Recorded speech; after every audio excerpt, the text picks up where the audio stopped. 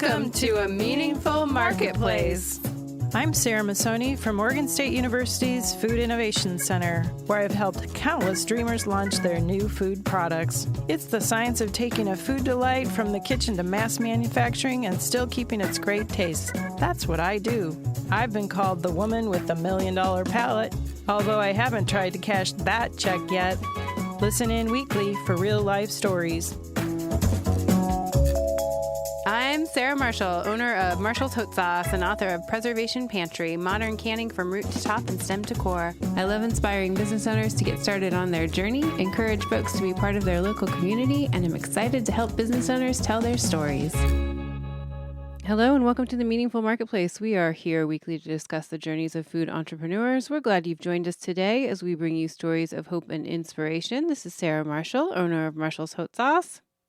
And Sarah Massoni of Oregon State University's Food Innovation Center. Hi, Sarah Marshall. I just saw you yesterday. I know we've really been able to be together in our community a lot. Do you want to tell people what we were doing yesterday? Well, we got to attend an event for Rue, which was kind of like a week-long celebration about women in food here in the Portland area. Yeah, it was so nice. We got to connect with a lot of women in our community yesterday. Sarah and I were simply observers, which we don't do very often. But it wasn't about us. It wasn't about us. What we were talking about. We got to just hang out. Attend. Yeah, it was really nice. We watched a panel of powerhouse food industry women. And then there was lots of other makers in the room, and we got to just listen to their stories and be there to support them. And it was very nice. You can see our Instagrams if you want to see who was there. And I got to sit there and reflect on how I had spoken to each one of those women, like when they were first starting, like over the last 15 years. So it was pretty cool. Well, I oftentimes introduce you as, this is Sarah Massoni, and she pretty much helped every person that makes food in Portland. So, yeah, that makes sense that you've helped all of them when they started at some point, even if sometimes it's just a conversation or words of encouragement. You usually have your hands in there somewhere. But that was a really nice event. And then last week you were not on the show because you were with our Wyoming past co-host, That's right. Melissa. I was with Slow Foods of the Tetons. They had their Farm to Fork Festival. And wow, was that ever exciting to be there in Jackson Hole. I really got to live that dream there for about 4 days and wander through the little town, get to know the locals, eat lots of great food.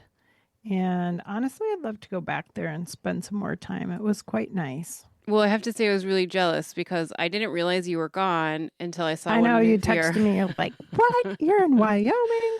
Well, I saw one of your posts because you posted one of our past guests. You were taking a picture of one of their ciders. And I was like, what? Where are you? You're not in Portland. I know, because the weekend before we were in Sacramento together. Yeah, we've kind of been we got all to around. go to the Terra Madre, and that was amazing. And I'm super excited right now about the Slow Foods movement. I met Chris Reed, who's the director of Slow Foods USA.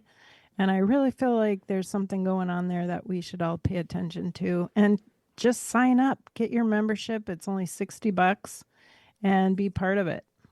I'm going to get my membership. Are you going to join, Sarah? Yeah. I mean, we were just talking about it yesterday. Yeah, we had such a good time. Mm-hmm. We felt like we were around all of our people when we were in Sacramento with Slow Foods. And so that's our next step. We were doing Slow Foods and we didn't even know it. We did. Yeah. And we have been partnering with the Regional Food Business Center to bring you guests from our 6-state region. And we're currently meeting with business owners from the great state of Montana. Our co-host, Hailey Vine from the Montana Department of Agriculture, may be having some technical difficulties because she was supposed to join us today. I think she's having internet problems. So if she pops on, we'll reintroduce her later. But we would like to encourage you to connect with your state by signing up for the Regional Food Business Center newsletter. It's a breeze to sign up. Just go to Northwest Rocky Mountain Regional Food Business Center.com, hit connect with us, and choose the button to receive newsletters. This week, we're featured in the newsletter because they announced that we won a Signal Award, so you can see us featured in the newsletter. And we want to thank our sponsor for supporting the Meaningful Marketplace. Thank you for helping us spread the word for small business owners and entrepreneurs. Let's hear a word from our sponsor. The Northwest and Rocky Mountain Regional Food Business Center is the proud sponsor of the Meaningful Marketplace podcast. giving a voice to food from across the 6-state region of Colorado, Idaho, Montana, Oregon, Washington, and Wyoming. The Food Business Center supports Northwest and Rocky Mountain food industry makers as part of the USDA's National Network of Food Business Centers, supporting a more resilient, diverse, and competitive food system as a go-to source for small and mid-tier food and farm businesses with a focus on underserved communities, providing education in the form of technical knowledge, business programs, and industry news. We sponsor trade shows, meetups, and conferences to connect growers, producers, retailers, distributors, and processors, all to stimulate business and raise the standards of our storied food industry. Join us as we travel through the 6-state region, learning more about food makers, food hubs, and food systems. Visit the website at Northwest Rocky Mountain Regional Food Businesses.com to get connected. And I would like to introduce you to our guest today. We have Cole Mannix with us. Cole is the owner of Old Salt Co-op, a community ranch supporting regenerative agriculture in Montana. Welcome, Cole. Thanks for having me. Yeah, we're delighted to have you on the show today. We always like to connect our listeners to you. What's the best way for them to find you or the co-op or your website or social media in the internet world? You can go to oldsaltcoop.com, whether it's our restaurants or our festival or our meat products, it's all there. Perfect. We'll put that link in the show notes so people can just click right there and find it. We always kind of like to start at the beginning. So, what inspired you to start Old Salt Co-op, and when did that happen? Well, it happened in 2020 was the initial conversations. My own family ranch in Western Montana had a small meat brand called Mannix Beef for about 20 years. Over those 20 years, we had built it up to market a few hundred livestock locally. But come 2020, we were still only selling maybe about 25% of the livestock we raised locally. And we were coming up against some typical challenges of small brands. It takes a lot of time and new sets of skills and expertise to work downstream in the supply chain. And so from processing to distribution to marketing, we were definitely non-experts, and we were kind of coming up against, as a family, the limitations of local processing availability and what we know to do to build a brand. We didn't have any more processing slots available from our local custom processor, and it was taking a lot of time to reach the customer and pack orders and do all the things you need to do, and time that is taken away from managing livestock and grazing and all the things that, changing water, all the things that go into ranching. So we didn't really want to step back from that brand. It was important for us to step outside of the commodity food system as much as possible. And yet to grow it you really had to grow a lot to start to pay for that, the overhead it would take. And so we were wrestling with what to do. And meanwhile, we knew quite a few other ranches that we had gotten, over the last 20 or 30 years in Montana, who shared a lot of the same way of seeing the world, land as something that is sacred and not just your average piece of property like a pickup truck. Wildlife and biodiversity and soil health and nutrient density and all those things. We were disappointed with the trajectory of the commodity system and had seen producers continue to sort of lose resiliency over time. So we started to connect with a couple of other ranches, folks that we already knew, and folks who most of them had tried their own brands, their own niche brands, or had participated in them and experienced a lot of the same challenges that we were experiencing. So we got together and said, each ranch at the time, this was like a fall 2020 meeting. We were each profitable. We each felt like ecologically the landscapes were doing better at that meeting than they were even 20 years ago. Like, we were headed in the right direction, but the direction of the commodity industry and the commodity food system, where there's so much power concentrated downstream of production, was troubling to us. And so we thought the status quo looked risky, and like looking out 20 years, we thought, it's worth continuing to try to build an alternative economy for our food where we can really connect with customers who care.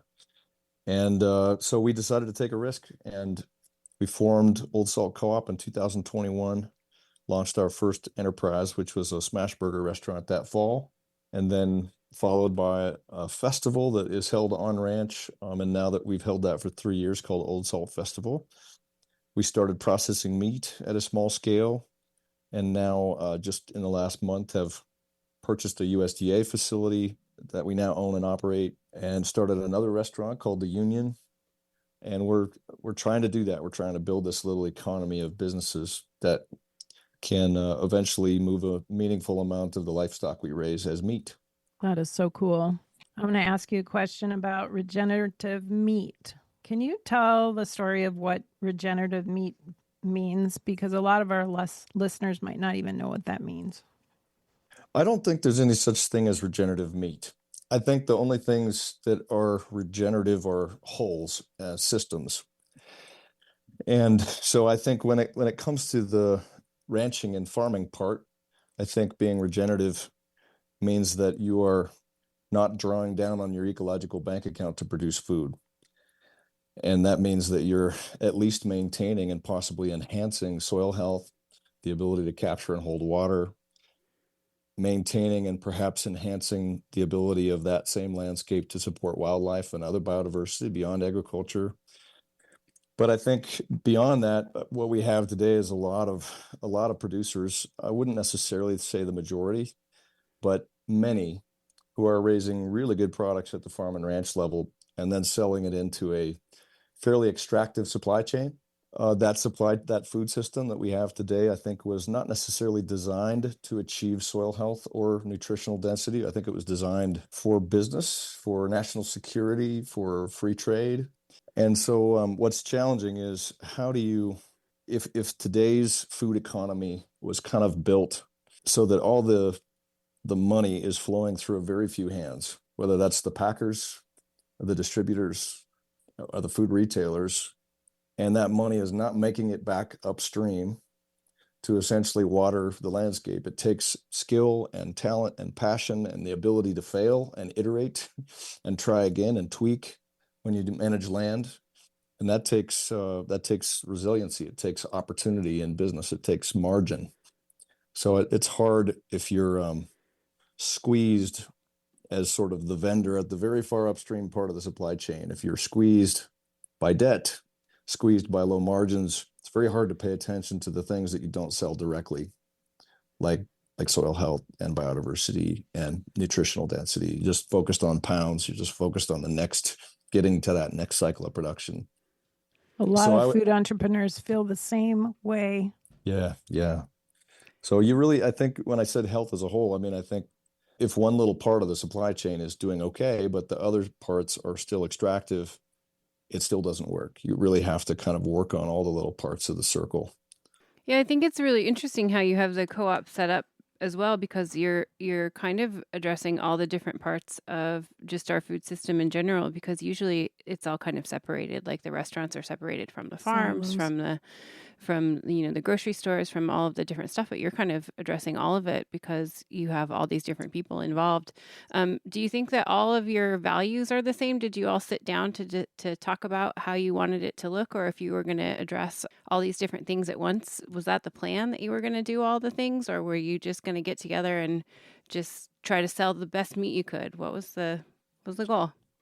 Well, I think what we knew we shared at the beginning was a way of seeing the world, and from that flows a certain set of values. And I think that way of seeing, we all inspired to a more indigenous way of, we say land is kin.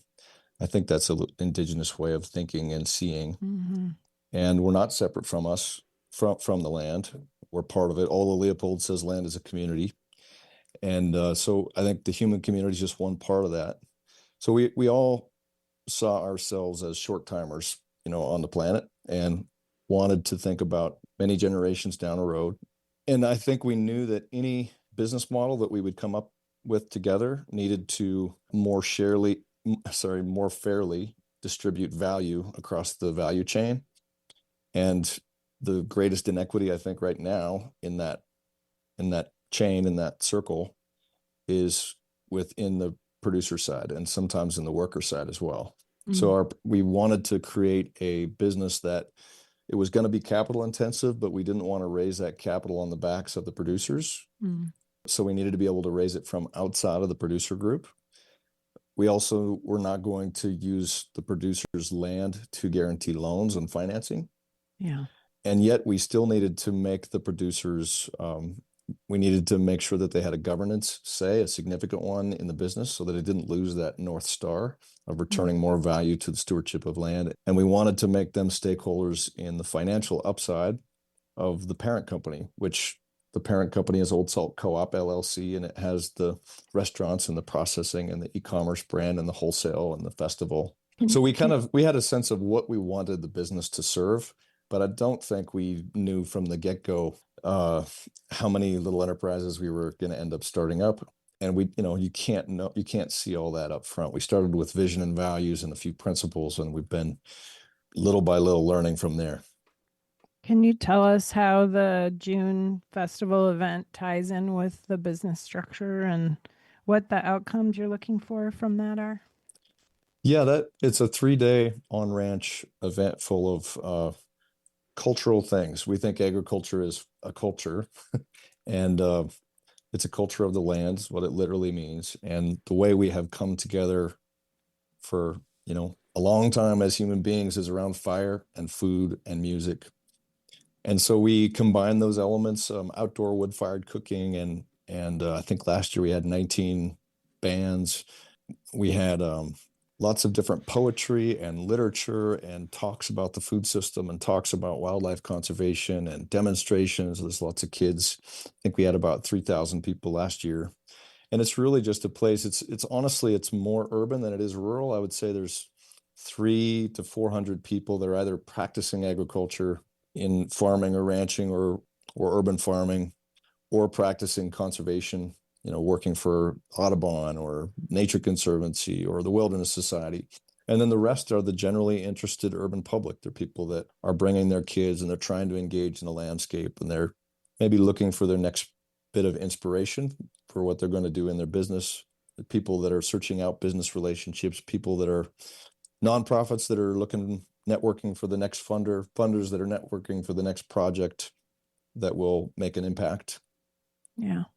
So I think agricultural change requires cultural change, and it's hard to do that just digitally. Yeah, you have to teach people, and it sounds a lot like the event I just went to in the Tetons at Jackson Hole. Same kinds of things, demonstrations, great local foods, like a market for the vendors that were locally there, people coming that weren't producers, people that were producers. It was the same kind of thing. Yeah, it was really fun. You gotta have some fun we even had when musicians you work there. on this stuff. Yeah, and it was right next to the art center. So it's combining art with food. I think that's a great combination.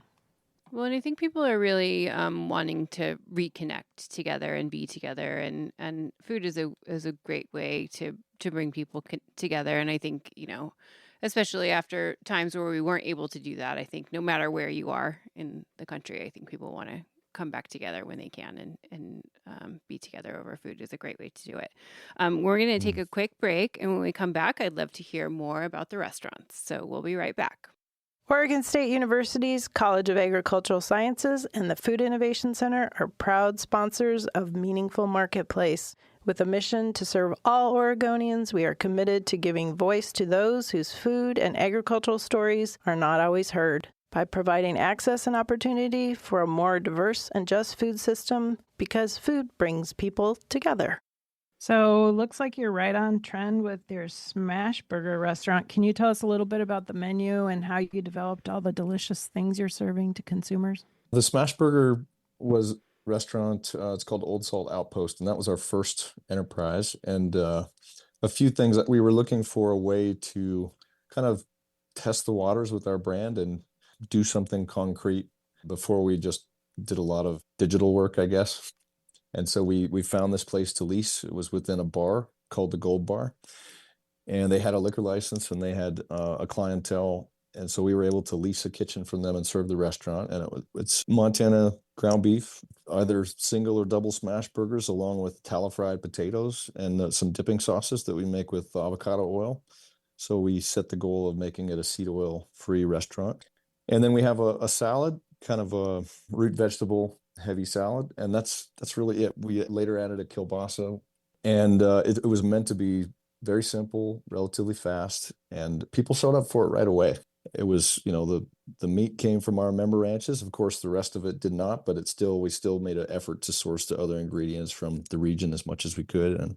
And so it was a way to have a learning experience that was not so risky, and that was finite in one place to see, could we manage a business around this brand and help tell the story while we worked on the rest of the parts of the business. So you hired a chef? One of the things we definitely knew as people that came from ranching is that we didn't have all the skills. And I met a fella named Andrew Mace. He had cooked for maybe 13 years in Portland restaurants, Lazy Susan and Le Pigeon. We know Andrew. And I, just met him through a Stole him friend. from Portland? Yeah, you took him away So from sorry. us. What the? He's a good human. He's the best. He had grown up in eastern Montana Mm-hmm. and was interested in coming closer back home. And so he came up with the menu and hadn't yet moved out to Montana by the time we launched. And so there was a bunch of us just in there learning as we went, how do we clean this grease trap, and who do we call about the hood system? And anyway, Andrew eventually moved out, and then he was the core of launching our next restaurant, which is called The Union, and is now about 18 months old. Lazy Susan was one of my favorite restaurants when it was here. It was in my neighborhood. Charcoal diner. Yeah, so good. So good. Awesome. I was fantasy drafting my meal of what I would get if I went to the Union. And I would get the beef fat fried onion rings and the steak with the polenta. That would be my meal of what I would get if I was there. Is there a chef Awesome. tasting menu? Because that's probably what I would do. We're doing a Friendsgiving coming up here in November, where Andrew will create something from scratch, and it'll be a little bit different. Sell tickets and have a little community event. Very fun. Yeah. I want to know, you have a bunch of products for sale on your website. Can you tell us about the cuts of meat and how you put your packages together? And if somebody wants to order them, do you ship them outside of the state, or are they only in state? We do ship outside of the state. We ship to the lower 48. And then in Montana, people who order from us online, if they don't live within the route radius that we run, they can still have it mailed to them. But every weekend we run a route. One weekend we'll go to Northwest Montana. The next weekend we'll go to Southwest Montana, and then we start over. And we deliver at drop locations to our customers. And the products we're not just beef, although that's the main thing that we do. We also have a heritage hog pork, and we have a Targhee lamb. And so people can order bundles that are a mix of those species, or they can order, a grilling bundle, or they can order like a smoked and grilled bundle. They can also order beef shares, which is quarter half whole. And we deliver those only locally because there's so many boxes involved in those larger orders. And yeah, so I suppose that looks like a lot of e-commerce businesses. We are, in a way, it's a little bit strange. E-commerce meat is sort of the last thing that we started to focus on. We're only now diving into it partly because the price of livestock has been, because of drought across the country, and a really, as small as it has been since the 1950s national cattle herd, it has really made livestock scarce, driven the price up. And so we've spent more time on the hospitality side and acquiring, processing, and a little bit less time focused on meat growth, partially because of the marketing conditions, and also partially because that's the hardest part, is moving all of these cuts. So one of the things we've not done that most brands do is to build in the cost of shipping to the product price. And instead, people shop with us, and then they see the price of shipping added on at the end, whether they're 1 day ground or 2 day ground UPS or 2 day air. Anyway, the brands that have built in shipping to their price are a lot more sophisticated than we currently are. And it turns out that customers just don't like, even though that shipping is built in to the price of those other products, for most e-commerce companies, what it makes it appear as though the meat is particularly luxurious and it's free shipping. So it's just one of those psychological things. People are used to experiencing it that way on the e-com side. For us, it's been a little more complicated to do that because we have these very different customer demographics. Our core group on the Montana route system, if they saw products with shipping built in, scare them off real fast. And so creating multiple different journeys on the website for different types of customers is kind of what we're doing right now and needing to learn a lot about. I do have a question about vacuum packaging frozen cuts. So do you freeze them first and then vacuum pack them, or are you vacuum packing and freezing, or are you not vacuum packing? We're vacuum packing fresh, and Okay. then the product is it goes into a blast freezer and then into longer term freezer storage. And now that, just in the last 3 weeks, we acquired an existing USDA processing facility in a nearby town of Butte, Montana.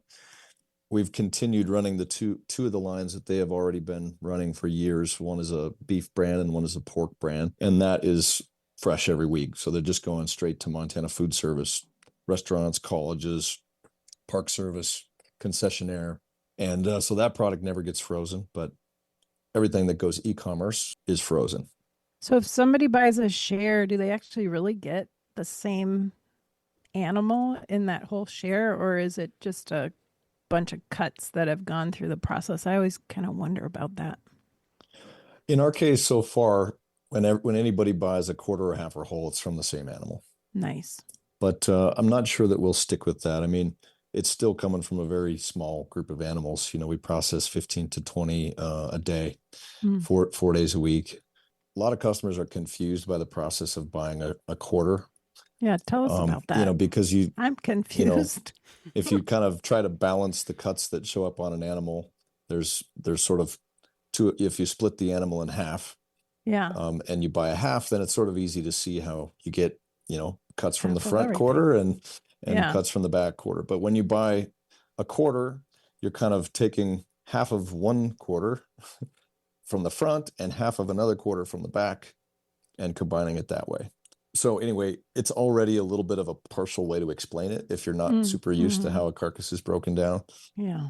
A lot of people, what they do when they sell quarters, halves, wholes, they sort of charge a hot carcass weight price to the customer, and then they add on a processing fee per hot carcass weight after. And so it looks like they're buying something really affordable, but then they get the processing fee. And so we try to just sell it by the pound. Already the cost of the animal and the cost of processing is built in. That's helpful. Hopefully to make the experience of buying a little bit less confusing on the front end. I mean, transparency and education people aren't stupid. If you give them the information, they're going to really appreciate it. Just like you shared with us. It's just really helpful to know, right? Remember, Sarah, when we first interviewed somebody, was it 2 years ago? We didn't know really anything about buying beef or... Well, it was really we hadn't confusing to talked to us. any ranchers at that point, and so we didn't know anything. So we've learned a lot ourselves. We the feel a little last more couple of sophisticated years. now. We know more things. We know better questions to ask. I did want to ask you about, I noticed your recipes on the website, and I was particularly fond of the sliced carpaccio recipe with arugula and parm. That's like my favorite thing to order in a restaurant. But I was wondering who comes up with the recipes and takes the photos, because they're beautiful. They look great.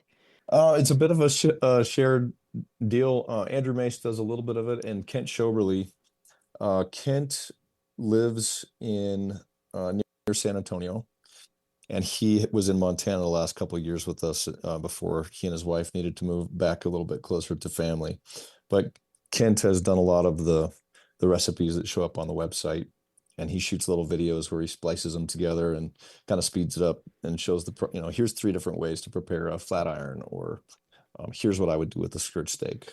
Yeah, they're really detailed. They're so nice. And if for anybody listening, you should go check them out. They're not just recipes, but they're these little e-cooking books that you can follow along and figure out how to slice things, how to cook things. And they're much more detailed than I would say most website recipes go. So I just wanted to compliment you on that and say good job. It was very fun to go through those recipe books. Anybody that knows the Old Salt team knows that I'm not the guy that knows how to do any of that stuff. So I'm grateful Kent and But I bet Andrew and you others do. taste everything. I do have that. That's a That's what I like. big perk of the job. Mm-hmm. I bet. Well, as we wrap things up, I know we talked about the Old Salt Festival, but let's tell people when it is and if they're interested in going, how they would go about doing that. Yeah, the festival always happens on the summer solstice. And so this year it is the 19th through the 21st of June. We have a festival page on the Old Salt Co-op website. Probably by December, January, next year's lineup and the tickets that are beginning to come out at that time will be live. And in the meantime, just putting that summer solstice on your calendar as a placeholder is the best way to do it. There's some content from previous years. We have a Old Salt Festival Instagram that people can get a feel for it. I noticed you have tents. So can people rent a tent? Is that the idea? Or can they drive their RV there? Or how does that work? Yeah, we have RVs and tent camping. And then the nice thing about the Blackfoot, where the festival is held, is that Missoula is really nearby, and so is Helena. They're each about an hour away for people who want to stay in town and day trip out. And so both of those have pretty accessible airports. And so for those who are not wanting to RV it or car camp, that's a good option. We have had glamping in the past, and we are still kind of in the process of deciding whether we're going to continue to do that. It's been a lot of fun. Sarah is definitely a camper and a traveler, and she has all the gear. I am not. Sarah Marshall would be glamping or hoteling. I would not even be glamping. I am a hotel stayer for sure, 100%. We have a new Camp 320S with a clamshell in the back, so I'd be out there chuck wagging and like calling people over for dinner and stuff like that. Sarah, you could eat at my place. I would definitely eat with you, and then I would go stay in my hotel. Well, Cole, it was so good to talk to you. I want to make sure that people can find your website one more time. So if you want to tell them where to find you and follow along. And I just want to say I appreciate your time and everything that you have done for your community. I think that you created something really special where you are, and you found a way to lift up those around you and bond together and create really great things for everybody. So I just wanted to compliment you on that and say, great job. You created something lovely. Yes. Well, thank you very much. Thanks for visiting with me. Yeah. And thanks for the podcast. Thanks for the Meaningful Marketplace. People that want to learn more about us can go to oldsaltcoop.com, and co-op is just co-op.com. Perfect. Thanks for joining us today. And please give Andrew our love. I will do that. And thank you for tuning in to the Meaningful Marketplace. Before you go, you can show some love for your favorite podcast by leaving us a review on Apple Podcasts or iTunes. You can follow our Instagram or YouTube at Meaningful Marketplace Podcast, and you can call Sarah and I with questions or comments at 503-395-8858. And we could not do this without our fantastic team at Joy of Creation Production House. Thank you to Dave, our production coordinator, and Hailey, our audio engineer. We will be back next week, everybody. Thanks for joining. Bye. Bye for now. If you love the stories we bring you each week, please consider supporting us on Patreon. As an independent media company, your support is absolutely essential. It allows us to continue creating high-quality professional episodes that amplify the voices of women, small business owners, writers, artists, and creatives, and keep their stories free from commercial pressure. By becoming a Patreon member, you're not just supporting us, you're investing in the future of independent media.